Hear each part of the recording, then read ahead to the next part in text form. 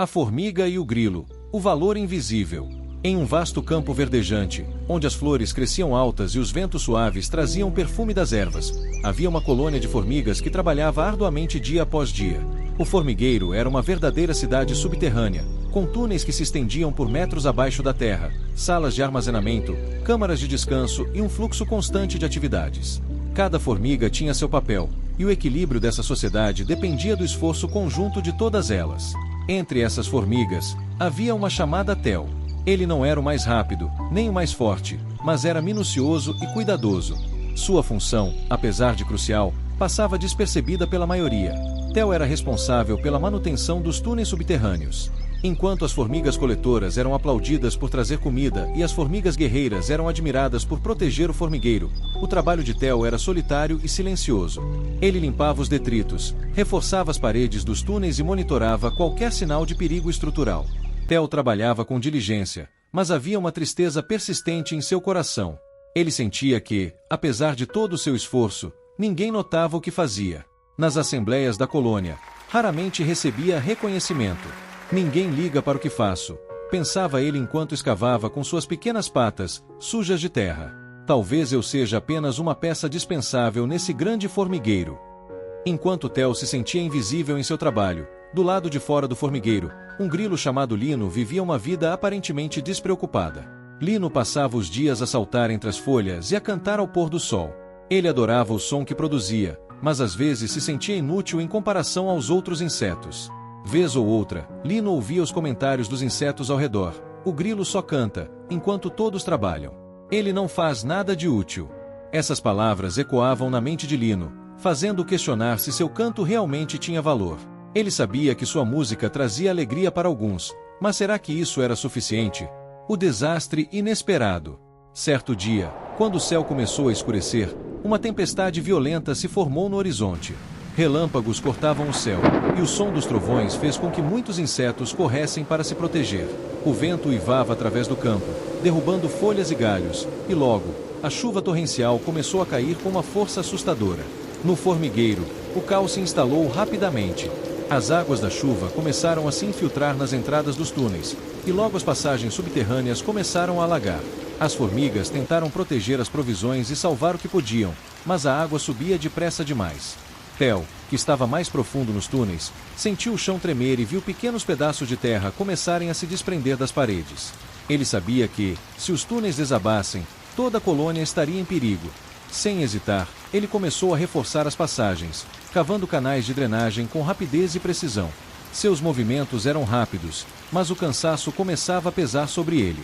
Preciso continuar, pensou Theo, mesmo quando sentia que suas forças estavam se esgotando. A vida de todos depende disso. Enquanto Theo lutava para manter os túneis intactos, Lino estava do lado de fora, abrigado debaixo de uma folha larga. Ao observar o campo se transformar em um pântano lamacento, ele sentiu um impulso incomum.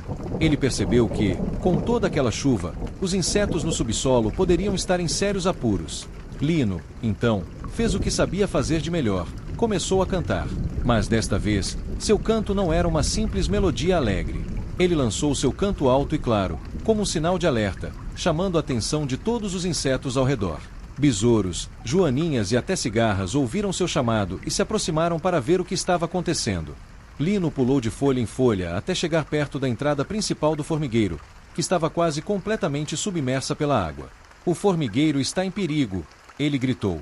Os insetos maiores, movidos pelo chamado de Lino, começaram a empurrar pedras e galhos para desviar o fluxo de água das entradas do formigueiro. Sob a coordenação de Lino, eles formaram uma barreira improvisada que, aos poucos, conseguiu diminuir a inundação. A recuperação do formigueiro. Dentro dos túneis, Theo ainda estava lutando. O trabalho era extenuante, e suas patas doíam de tanto cavar e empurrar terra.